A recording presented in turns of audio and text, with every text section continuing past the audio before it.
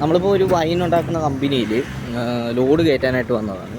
അപ്പം ജസ്റ്റ് ഞാൻ അതിൻ്റെ അകത്ത് ലോഡ് കയറ്റുന്നതും അതിൻ്റെ പ്രൊഡക്ഷനും ഒക്കെ ഷൂട്ട് ചെയ്യാൻ പറ്റത്തില്ല, എന്നാലും ജസ്റ്റ് ഞാൻ നിങ്ങൾക്ക് വേണ്ടി ഒന്ന് കാണിച്ചു.